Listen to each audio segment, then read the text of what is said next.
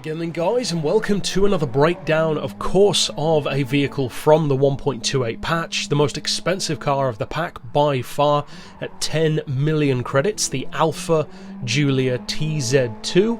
I'll leave it at that. It's got a much longer name, including the chassis number, etc. in the game, but it's a very unique car among the high rollers selection, because it definitely is one at 10 million credits, but it's a completely different kind of classic, a completely different kind of vibe to its style of race car, because it's definitely a racing machine, that's for sure. Even if you don't know anything about its history, you can immediately tell that the car is purposeful and probably was pretty good back in the day.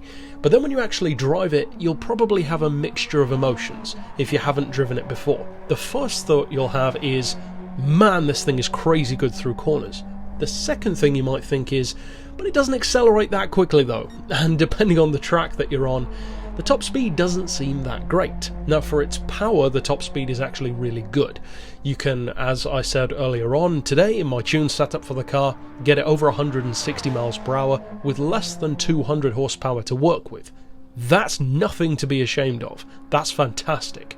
However, that's why the car feels a little bit strange, because this car is in an interesting new position now in GT Sport compared to what it was in GT6, and it's in the position that I would say the Abarth by Posto Bertoni is also in, but even more so that car was in GT6, because at 3.5 million credits for a car with whatever it was, less than 100 horsepower, I can't recall what the Abarth has to begin with, but it's not very much, it's double figure power, not triple.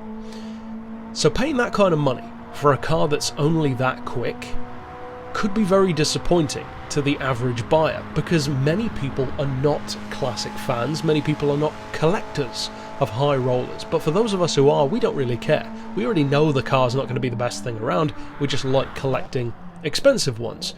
For those people who actually spend the time to grind that kind of money though, most people understandably want to get some kind of use out of it, and with some of them you definitely can. The P4, the XJ13, the Daytona, even now in Group X, you can still get use out of them, and especially with a performance point system on Gran Turismo 6, they were brilliant. The Jaguar and the Daytona in particular were pretty dominant at what they could do. Now as far as the Alfa, it hasn't changed that much, because back on GT6 I was one of the only people that I was aware of who bought the Alfa. I know that plenty of you guys did as well, but I didn't race with many of you back then, and online I would never see anyone else using it. Likewise with the Abarth, I would pull up in like cruise lobbies at Sierra or the Nordschleife, and nobody else would even own the car, let alone pull it out. It was always a great conversation starter, but I would never use it in racing because it could just be beaten so easily. Now that's the thing that unfortunately the car still has in common now, even among the old race cars that it's arguably going to go up against the most in the franchise. It just doesn't feel quick enough to take on many of them. Now you can tune it up, of course, you can increase the power, and as long as you keep it fairly, well, fair between them, it can stand a fighting chance. But to be fair, it only stands a chance if you increase the power on this car and don't increase the power on the others, or in some cases even reduce the power of the others. Because something like an XJ13, a Ford Mark IV, a Ferrari P4, they're just a whole different level of performance, and of course they should be, they're double the price. But even if you compare this to the stuff which was a bit closer, such as your 250 GTO or your 250 GT Berlinetta, which of course hasn't come back to the franchise yet, I wouldn't be surprised if it does though, even compared to those, it still didn't feel all that quick. You could beat them sometimes, but as I mentioned in my circuit setup for the car earlier on, it feels too niched for its own good.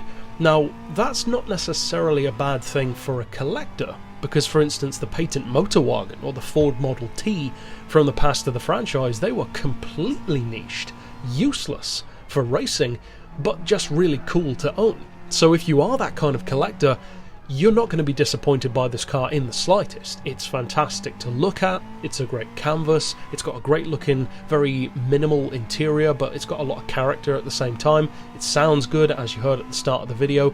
The handling is outstanding, the cornering speed in particular is nearly unmatched.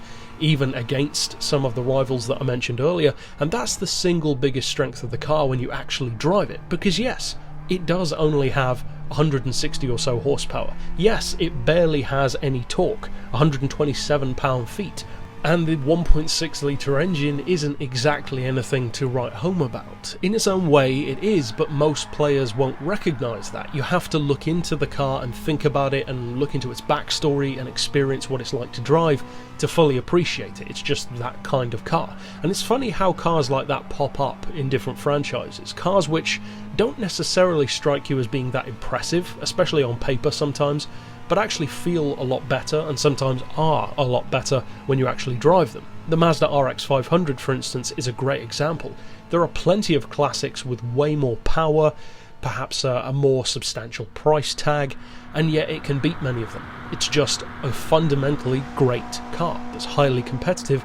The Alfa, to me, feels more of a shame in the Gran Turismo franchise because it's a car with so much potential and so much raw ability, especially when it comes to cornering, but a surprising amount of speed as well for its power, as I mentioned earlier, that it does feel a shame to me that there aren't more appropriate rivals to it. I'm not sure exactly what I would have in mind, maybe something like the CD Panhard, but apart from really obscure ones like that, it doesn't have a huge amount of natural rivals that would come to mind. It's more smaller stuff like old school Lotus models perhaps, that kind of thing, many of which I don't think will come to Gran Turismo at any time in the future at least.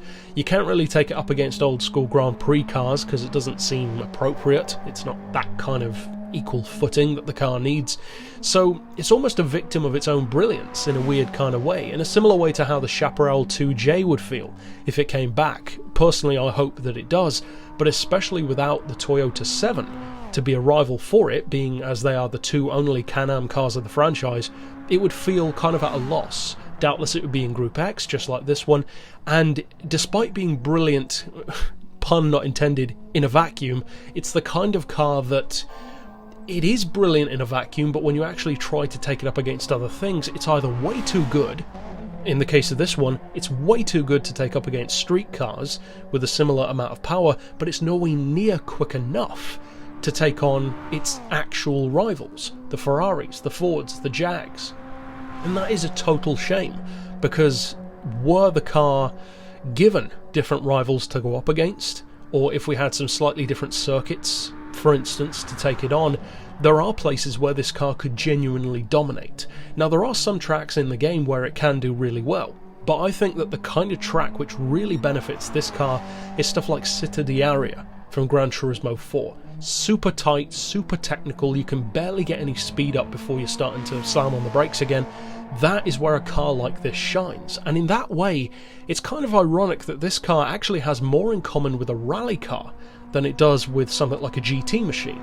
The way it handles, its advantages, the ways that it's a dominant force, they're very similar to an old school rally car. And it's kind of a shame, I think, that the car doesn't have the opportunity for even more use. You can use it, you can potentially win races with it, and it's an outstanding collector's piece, but I just wish that we had even more use for something as brilliant as this car is. But that's it overall for this particular pick. If you haven't already checked out my circuit setup for it earlier today, then you can click through on screen at the end of this video to do so. And for now, as always, thanks for watching.